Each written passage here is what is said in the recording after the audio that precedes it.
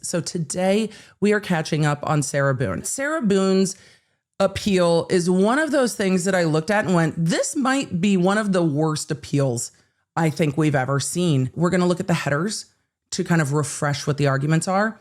Then we're going to fly to Florida and see what the state had to say. Here's where we're at. The trial court erred in improperly limiting the appellant's opening statements regarding the overt act requirement. Remember, the defense was arguing that the court limited their opening statements, and all of you are going to say, but Emily, opening statements are not evidence. Correct. They're not. The trial court did not provide an adequate remedy to the appellant for the appellee's substantial discovery violation. The court did a whole voir dire of the witness that they're talking about here, and they said it wasn't enough. Sure. Erroneous jury instructions were provided on the, quote, initial aggressor exception for the self-defense rule. The trial court improperly allowed the admission of the appellee's expert opinion on an ultimate issue of fact. This is regarding the self-defense via kind of battered spouse defense. What the battered spouse defense is taking the self-defense and shifting it a little bit. In self-defense, you generally look at an objectively reasonable standard. And when you add in the lens of somebody's history with the victim, their history with abuse and with PTSD and cycle of violence, it's letting the jury say, okay, we're not looking at like a reasonable person. Would anyone in this situation act this way? We are shifting the lens a little bit to say, would somebody with this experience and background have responded to the situation? Would they have perceived, with all of this background, would they have perceived themselves to be in danger? So it shifts the lens that the jury is allowed to look through, and they do that through medical professionals. Now, the jury doesn't have to agree that that lens is the proper lens to look at it through.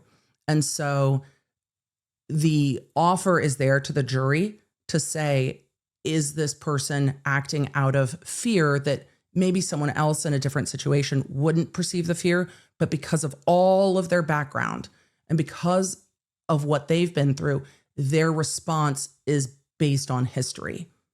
And the law allows that to be considered. So those are the arguments here. So let's fly to Florida and let's see what the state has to say, because I'm curious to see what the state says. The state generally accepts Boone's statement of the case and facts, but would note the following facts in support of its answer brief. The state filed a combined motion to strike the notice of intent to rely on the defense of battered spouse syndrome, footnote 1, motion in limine, and motion for examination by a state expert. Footnote 1 says it does not appear that the notice of intent to rely on the defense of battered spouse syndrome was included in the record on appeal. Remember, the appellate lawyers are looking at just what is in the appellate record: the court file, the motions, the trial transcript. When the appellate attorney, and this is not the attorney that did the trial, when the appellate attorney is looking at it, the appellate attorney is saying, I don't see the defense's filing. And remember, that was an issue when the state was saying, hey, no notice was filed. So I appreciate the footnote.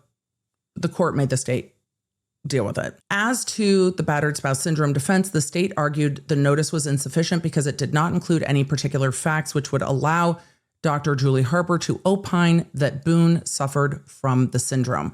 The state moved to exclude Dr. Harper's testimony as it would be based on inadmissible hearsay of Boone's statements, and argued that Boone should be precluded from mentioning the battered spouse syndrome in her opening statement. The state noted that Boone had previously told law enforcement that she had accidentally left the victim in the suitcase overnight, and that the battered spouse syndrome testimony is not admissible if the defense was that the killing was an accident. Can't have both. And you can see why those are inconsistent, right? Either accident or so afraid that lethal force was in fact justified. The state moved to prevent any mention of battered spouse syndrome until admissible evidence of a justified use of deadly force was admitted into evidence. Again, not uncommon in self-defense cases. Until you get to the self-defense part, It's often limited. The court granted the portion of the state's first motion in that Boone was ordered to submit to an examination by a state expert. The court declined to strike the notice of intent to rely on the battered spouse syndrome defense and denied the state's request to preclude Boone from mentioning it in opening statement. So you were allowed to mention it in opening statement. Prior to opening statements, the state informed the court that the defense had indicated that they intended on using demonstrative aids during opening statement, including jury instructions and photographs. Defense counsel agreed not to use the, quote, blow up of the jury instructions on the justifiable use of force. Because it's not argument. Defense counsel indicated that it wanted to use photographs in its opening depicting 1, Sarah Boone after the victim's arrest in a previous incident with blood on her ear, 2, Sarah Boone on her back porch with dogs, 3, the inside of the townhouse, 4, the TV with holes in it from where the victim hit it with a bat, 5, injuries to Sarah Boone's left arm, 6, a wound on Sarah Boone's leg, 7, Sarah Boone's face where the victim poked her with a curtain rod. That was a direct quote. 8, a close-up of Sarah Boone after she was kicked in the head. 9, a close-up of Sarah Boone's face after she suffered injury by the victim. The defense believed that the exhibits would be introduced as evidence and argued that the demonstrative aids would assist the jury in understanding the actions appellant took and the reasonableness of those actions. That's argument. The state requested that the court utilize its discretion and not allow either party to use exhibits during opening statements. As prior instances of violence or reputation evidence of the victim are not admissible until self-defense had been established, it was unclear whether the photographs would be admissible. They say that the state acknowledged that the parties could go into things in opening statements that didn't end up coming into evidence, but if the defense was permitted to show photographs that ultimately were not admissible instead of just talking about it, quote, it's an error the state has no remedy to fix. Right, because what's the state's remedy? The state can't easily ask for a mistrial and can't always be granted a mistrial. And so what do you do then? The shit's out of the horse. The court held that, and then this is a direct quote, the Holland case is clear. Before a defendant may introduce evidence of the victim's character, they must first show that there was an overt act by the victim at or about the time of the incident that reasonably indicated a need for self-defense. The court went on to say, and this is being quoted in the state's brief, I understand your good faith belief.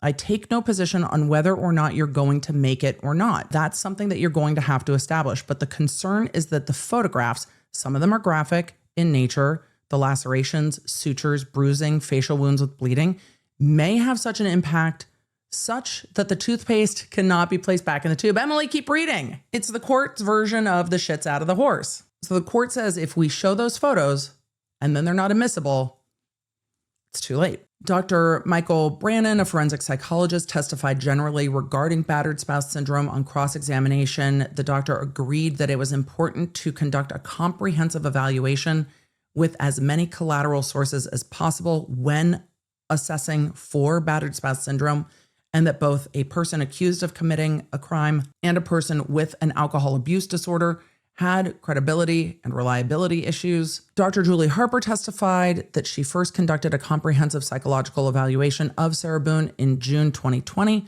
and had met with her 9 times. Dr. Harper administered 3 psychological tests, reviewed the background history, her prior mental health records, her interrogation video, and, quote, some prior information about her legal history. Dr. Harper believed that Boone displayed some narcissistic traits. Dr. Harper concluded that Boone suffered from trauma as a result of intimate partner violence. Dr. Harper diagnosed her with PTSD, depression, and alcohol use disorder. Dr. Harper opined that Boone was suffering from battered spouse syndrome at the time of the murder, explaining that Boone had patterns ingrained in her behavior that would be typical of a victim responding to traumatic events in a predictable way. So that would fit that. On cross-examination, Dr. Harper explained that battered spouse syndrome was not an actual diagnosis in the DSM. There was no specific written criteria or standardized approach. They go on to say on rebuttal, the state presented Dr. Tanya Werner, who testified that not all violent episodes within a relationship resulted in battered spouse syndrome. She evaluated appellant on October 2nd as the request of the state and pursuant to a court order. I think the state was at a bit of a disadvantage with this because by the time the state was evaluating Sarah Boone, she had had plenty of time to decide that this is the defense that she was going with. So I think the evaluation was skewed by Sarah Boone's own efforts. Both the prosecution and the defense attorneys were present.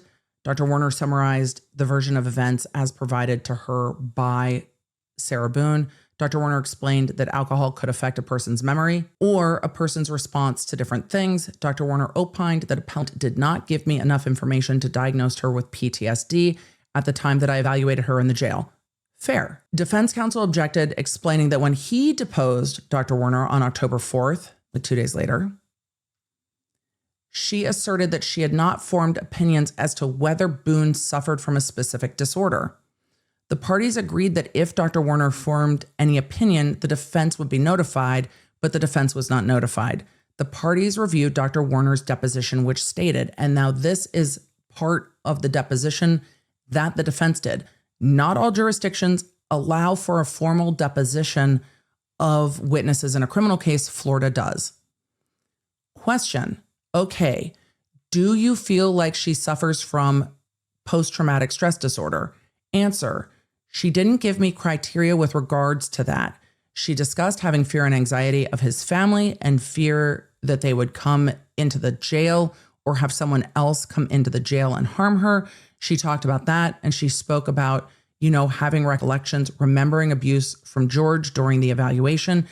But those were the things that she spoke about that would go with that. Question, but you don't believe that she suffers from post-traumatic stress disorder in your opinion? No, I would have to look back through my notes to see if she fully met the criteria. Question, can you explain why you don't think she suffers from post-traumatic stress disorder? Answer, no, I didn't say one way or the other. I would have to look back through my notes for that. Question, is that something that you may in the future give an opinion about after some time reflecting and reviewing your notes? Answer, I may. So this is the question and answer from the deposition, and the defense is saying that this doctor changed her position at trial. Does that seem like a change in position? Or does that seem like, I did this evaluation 2 days ago and I need to review my notes? Though when the doctor made that opinion, it should have been given to the defense, 100%.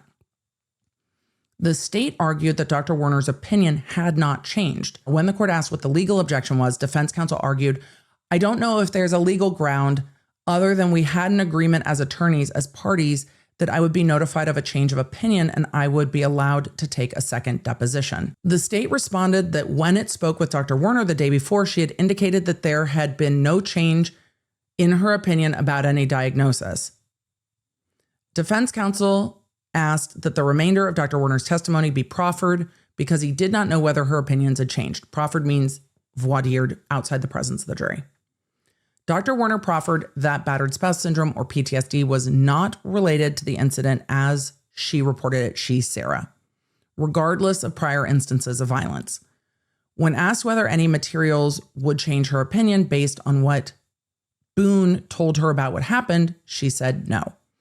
Defense counsel argued that Dr. Warner had given a legal opinion that PTSD did not apply in the case and argued that there had been a discovery violation. I can understand where they're arguing it. She said, I don't think this relates to the incident as Sarah Boone told me about the incident.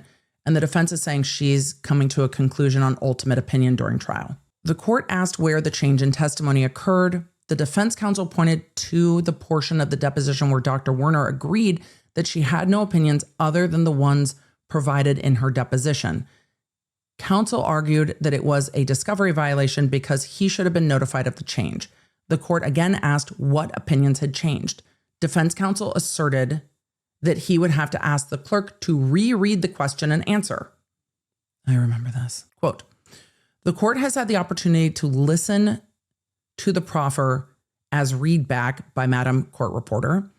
The readback of the opinion that was previously offered, the portions of the deposition which have been highlighted by the defense specifically pertaining to the opinions by the defendant as to whether or not the defendant suffers from PTSD. That opinion is not being offered. The opinion pertains to the relationship of battered spouse syndrome and or PTSD as it relates to the facts of the case as the defendant has relayed them to you, and that they are not related. However, the deposition, as identified by the defense, identifies that if there were any additional opinions, that they would be notified. So the court's kind of like, this is a solidification of what you believed, and the defense should have been notified. I don't think the state was notified either, but doesn't matter. The court held a Richardson hearing. This is a discovery violation hearing.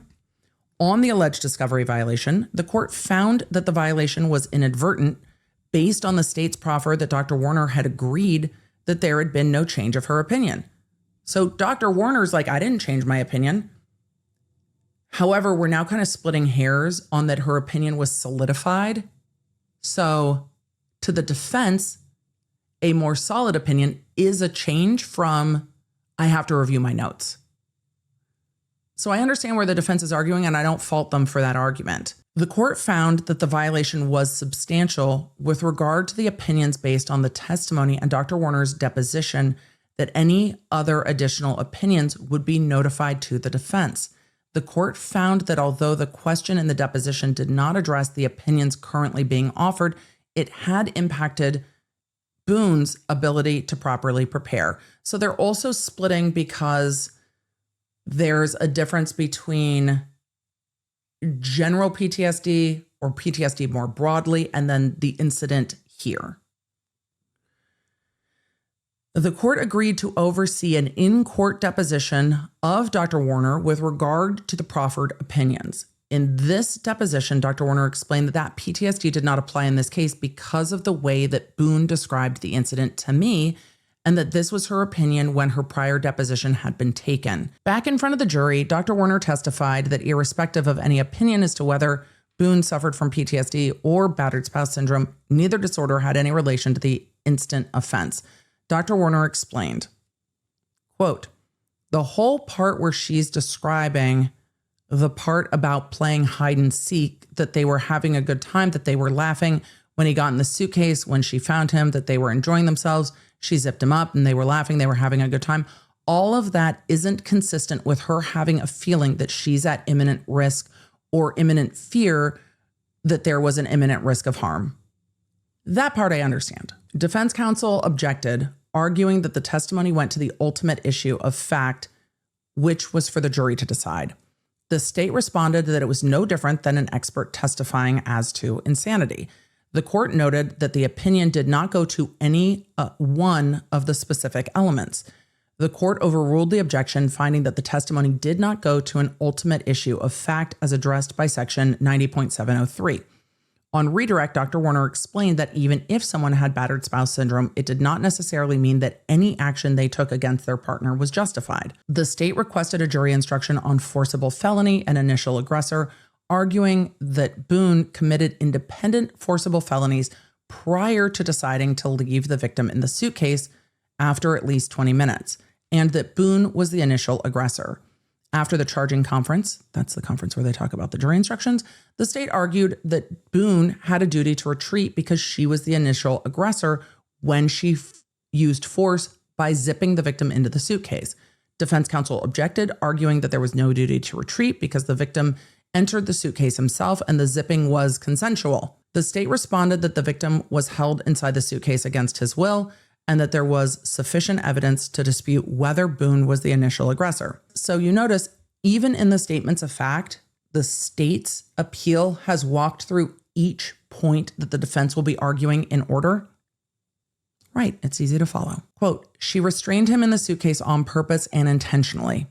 And if you look at the elements of aggravated assault in our proposed jury instructions, that is exactly what was going on. She intended for him to feel fearful of an inability to breathe, to make him feel like he had made her feel when he had choked her. An aggravated assault is defined as follows, quote, Sarah Boone intentionally and unlawfully threatened either by word or act to do violence to Jorge Torres. She would not let him out. She would not release the headlock when he indicated he could not breathe. So this is their argument for why this instruction should be given. The court noted that the form instruction said that if the parties disputed whether or not there was a duty to retreat, the court should instruct the jury as such. And as there was a dispute, quote, I think I have to, based on what the Florida Supreme Court's instruction to me is, to give the second paragraph. So what they're saying is that if there's a dispute about initial aggressor or duty to retreat, then there's an instruction saying, if dispute, then you have to give this. And the court's saying, based on the Supreme Court, I have to. The state's proposed instruction in relevant part read, quote, on the other hand, 1, if at the time Sarah Boone used deadly force, she was committing an aggravated assault, then the defendant had a duty to retreat. Defense counsel objected, arguing that the state did not charge an aggravated assault in the information. They don't have to. They don't have to. The state explained that appellant testified that when the victim stuck his hands out of the suitcase and threatened her, she decided not to let him out and he died, which was second-degree murder. However, what preceded that was her not letting the victim out when he begged her to do so because she decided to teach him a lesson, which was a separate aggravated assault. The state explained that it would have charged appellant with aggravated assault and aggravated battery as separate offenses, but that it did not discover the information until after the statute of limitations expired. Okay. The state argued that the purpose and spirit of Martinez, that's case law, was to make sure that the state did not argue that the defendant had no right to defend herself from an imminent threat or harm by killing someone. And then they cite Martinez versus state. They go on to say that the court found that pursuant to the Martinez case, the forcible felony instruction could not be read unless the defendant was charged with the independent forcible felony. So there's that. We would have charged it. Again, this is why you need to practice in the jurisdiction, because if you're not allowed to make the argument unless you charge it, then the reason to charge it, even though it merges at sentencing, is so you can make this argument. The court asked how to address the duty to retreat instruction if it could not mention aggravated assault. The state responded that it could just assert that appellant had no duty to retreat and they could, quote, deal with the initial aggressor at the end. Defense counsel objected to the initial aggressor instruction because appellant testified that she did not do anything until after the victim threatened her. The court ruled that the jury would be instructed on the initial aggressor.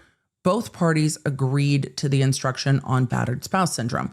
During closing, the state argued that Boone initially provoked the threatened use of force against herself. So, did Boone do something that made him try to put his fingers out and try to escape? During closing, the defense presented exhibits. The jury found appellant guilty as charged. Appellant was sentenced to life imprisonment. Summary of the argument. We're 24 pages in on the facts.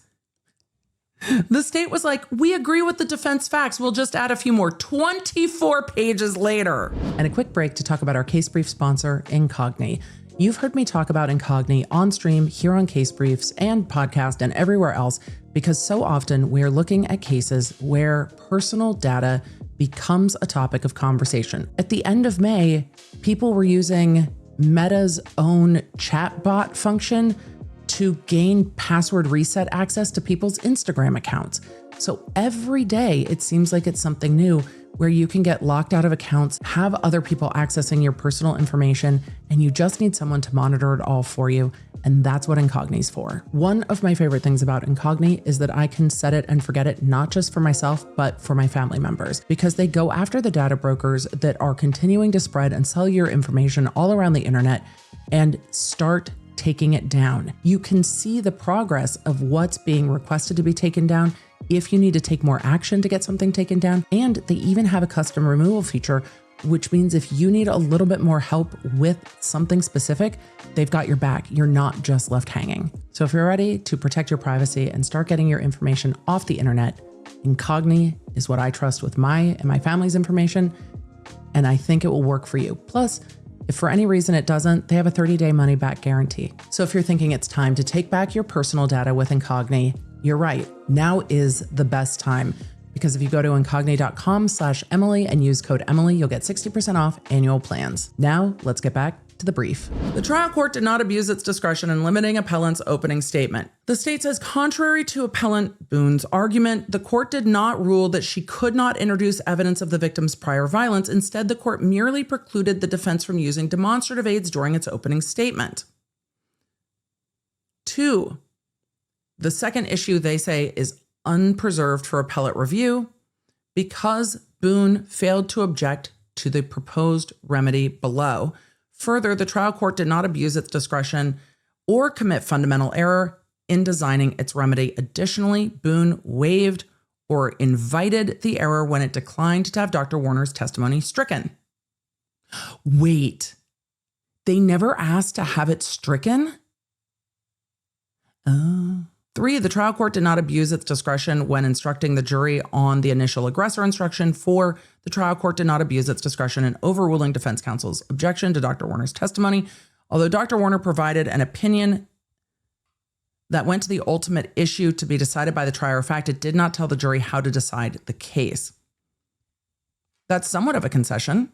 The trial court did not abuse its discretion in limiting appellant's opening statement. So now we're moving into the arguments. That was just a restatement of what the arguments are. We're moving into the arguments. The state says, contrary to the appellant's argument, at no point did the court rule that, quote, appellant could not introduce evidence of the victim's prior violence to frame a battered spouse syndrome context and thus force the appellant to provide a limited opening statement that did not properly frame Boone's theory of defense for the jury. And then they are quoting the Boone opening brief in that. They go on to say, okay, Your Honor, they're just wrong. They argued this and they're just wrong. That's not what the court did.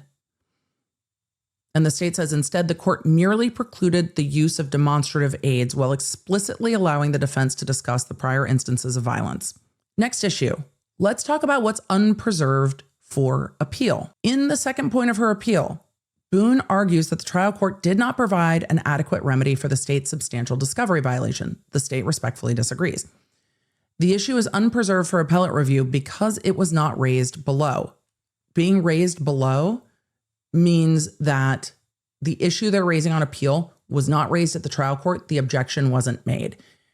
There can be appealable issues at trial, but if the defense doesn't object and if the defense doesn't preserve the issue and protect the record, you cannot bring it up later. You can't wait, not complain about it at the trial level and then complain about it later.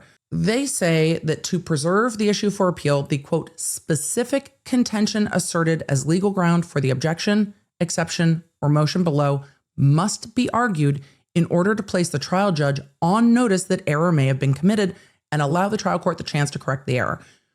They do not want people sandbagging the trial to go to the appellate court to get a do-over. They say that Boone argues that Dr. Warner crucially changed her opinion. I don't think that's true either. Crucially changed her opinion when she testified that appellant did not give her information to diagnose her with PTSD, but indicated during her deposition that she did not have any opinion on appellant's diagnosis. Boone asserts that the court recognized the substantial change in the testimony from the deposition. That's not what the court did. They go on to say, however, this was not the change that the court was talking about when it found that there was a discovery violation. The discovery violation Richardson hearing was held on the proffered testimony, which was Dr. Warner's opinion that any PTSD diagnosis was irrelevant because of Boone's version of events. That was new. Even if Boone has PTSD, it doesn't apply here because she did not say that her behavior was in some way triggered, if that makes sense. The court recognized that the information was not elicited in the deposition and in an abundance of caution allowed the defense to conduct an in-court deposition on the issue. Additionally, when the court asked whether defense counsel wanted to strike, the court brought it up. Additionally, when the court asked whether defense counsel wanted to strike Dr. Warner's testimony about not having sufficient information to diagnose Boone with PTSD, defense counsel declined a curative instruction or to have the testimony stricken. So the defense didn't ask, the court was like, hey, boo-boo, what do you want to do? And they're like, quote, on that issue, we'll address it on cross-examination. Okay, so he said no. The conclusion on that section is that the court did not abuse its discretion nor commit fundamental error in creating a remedy, and there is no relief that defense is entitled to. So the state went through, this isn't properly preserved on appeal, and even if they take it up, here are the arguments as to why it should fail. They go on to talk now about the jury instructions, that the trial court did not abuse its discretion by instructing the jury on the initial aggressor exception to self-defense. In her third point on appeal, Boone argues that erroneous jury instructions were provided on the initial aggressor exception to the self-defense rule, and the state respectfully disagrees.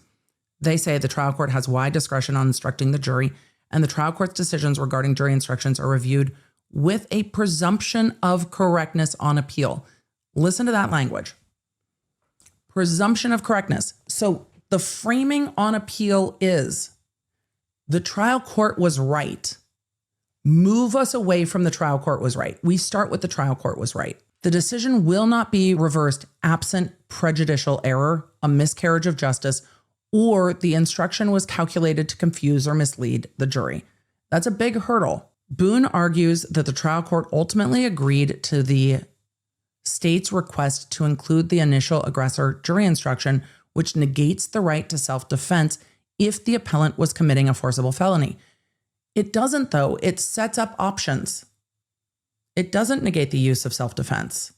Because if you're the initial aggressor and then you try to stop it and or get away, and then the person pursues you, then there might be an option to use self-defense, and it might be justifiable. It does not completely negate self-defense. And the state says, this argument, however, misplaces the facts. What a kind way to say it. Misplaces the facts. The court found that pursuant to Martinez, the forcible felony instruction could not be read unless the defendant was charged with an independent forcible felony. Thus, the court denied the state's request to read the forcible felony instruction. The court never mentioned aggravated assault in instructing the jury. The trial court did not abuse its discretion in instructing the jury on the initial aggressor instruction. Appellant is entitled to no relief. They're two different things. They're not saying that she was involved in a forcible felony. They're saying that she used force to provoke. And what was the force? Zipping him into the suitcase, then leaving him in the suitcase. And then I think the baseball bat to his hands. The trial court did not abuse its discretion in allowing Dr. Werner to testify about her opinion. In the fourth point on appeal, Boone argues that the trial court improperly allowed the admission of the state's expert opinion on the ultimate fact. The state respectfully disagrees. The trial court has wide discretion in determining the admissibility of evidence, and absence and abuse of discretion, the trial court's ruling on evidentiary matters will not be overturned. All evidence is admissible except as provided by law. They're citing Florida statutes. Testimony in the form of an opinion or inference is not objectionable simply because it includes an ultimate issue to be decided by the trier of fact. An opinion on a person's mental status, even if it goes to the ultimate issue in the case, is permissible.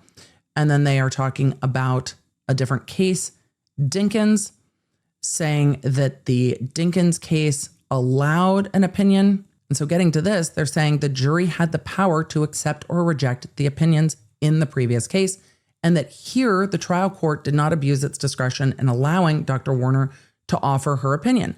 Dr. Werner testified that any diagnosis of battered spouse syndrome or PTSD was not related to the instant offense based on the version of events that Boone presented to the doctor. Dr. Werner did not state that appellant was not facing an imminent risk, only that the description that Boone provided to her was not consistent with her feeling that she was facing an imminent risk. Also, I think that's something that the jury can appreciate, right? That the way Boone talked about this event was not Boone talking about an event where she was in fear or terrified. So they say that the trial court did not abuse its discretion in overruling the defense objection to the testimony. Appellant is entitled to no relief. Conclusion based on the arguments and authorities. The state asks the court to affirm the judgment and the sentence. So at the end of the day, what are they asking for? Don't overturn it. No new trial needed. We done. So where are we at the end of the state's 40-plus page response to Sarah Boone's appeal? Well, the state has said to the Court of Appeals, hey, on some of these issues, they're not well preserved. The rest of these issues, she's not entitled to relief. None of the things that they're complaining of entitle Sarah Boone to her trial being overturned or her sentence being vacated or any of the above. The trial should stand, no relief should be offered, and all of this appeal should just be denied. So what happens next? Well, Sarah Boone has the opportunity to reply. Then the court will decide if there's going to be oral argument on appeal. I would be surprised if they decided that. I'd be really surprised if they decided that they needed oral argument on this. I don't think that they will. And if they decide that they don't need oral argument on it, then the Court of Appeal will decide on the papers and the appellate record. And that will happen at some time. Does this appeal seem strong to me? No. Did the state's response make a bit more sense of what the defense was trying to argue, what Sarah Boone was trying to argue in her appeal? Yes. Also, the facts are just not on Sarah Boone's side on this. They are trying to make fetch happen, but it is not there. It is not helpful when the facts are misrepresented in the defense's appeals brief because it gives the other side, in this case, the state, too much room to say, oh, but they're misrepresenting the facts. Appeals are stronger when, A, you can represent the facts and then argue the law, but if the facts aren't on your side, you're going to have to present the facts as they are and then argue the law. But if the facts are on your side, start there. If the law is on your side, start there. If the facts and the law are on your side, well, you probably have a pretty good appeal. But if neither the facts nor the law are on your side, well, then we're getting back to bang the table. But Sarah Boone's appeal didn't even do that very well. There was no rousing banging of the table. They misrepresented the facts and then tried to argue the law based on the facts as they were skewed, which is frustrating to see because we watched the trial and then we're looking at those going, it's not really what happened. And if some of those issues weren't reserved for appeal, then, well, it's not going to help because if they're not well preserved, then you're going to see the appellate court say these aren't well preserved. But what often we will see with the Court of Appeal is say these weren't preserved for appeal, but even if they were, we would deny it. You will often get them just answering that question if they can, so that you don't end up, this is why, so that you don't end up with a then appeal on IAC. Because if it's like, oh, these issues weren't reserved for appeal, then you can see the next appeal would be ineffective assistance of counsel. Well, these weren't preserved, so I didn't get my right to counsel, so I had ineffective assistance of counsel. And then you get the next appeal. So I would not be surprised if even where the state's arguing that the issue is not well preserved, that we will see the Court of Appeal either agreeing or disagreeing that it was well preserved and then answering the question anyway, because it seems like a pretty easy question to answer. I do not think this appeal is going to go in Sarah Boone's favor. There should not be anything left for her to appeal after this. Will that necessarily stop her from appealing? I don't know. But if her appeal is denied and there are no grounds left, I do not see the state paying for her attorney to file another appeal. I don't think this is the type of appeal that's ripe to go up to a higher court, where if it's denied, they'll want to appeal it to the state Supreme Court. I don't even see the state Supreme Court of Florida taking this up, but we'll have to see what the ruling is. When it comes to appeals, there are only a few options after your conviction. And this is her main option for appeal. If she's going to try to appeal whatever the court does here, if she doesn't get a new trial, which I think is very unlikely, she can try to appeal it to a higher court, and a higher court can say no. The Court of Appeals can't. The Court of Appeals generally on your direct appeal can't say, nah, we're not listening to you. But the Supreme Court can say there's no issue here that we need to take up. We're not reviewing this. They can choose to do that. And then you can ask for reconsideration. So we'll see. Thanks for joining me. If you enjoyed this episode and don't want to miss updates on your favorite cases, you're going to need the LawNerd app at lawnerd.app.com. That way you can stay in the loop on the cases that matter most to you, and you never know when you're going to catch feelings for a new case. So make sure you get it for free on iOS and Android. Thank you for being here, and thank you for being a Law Nerd.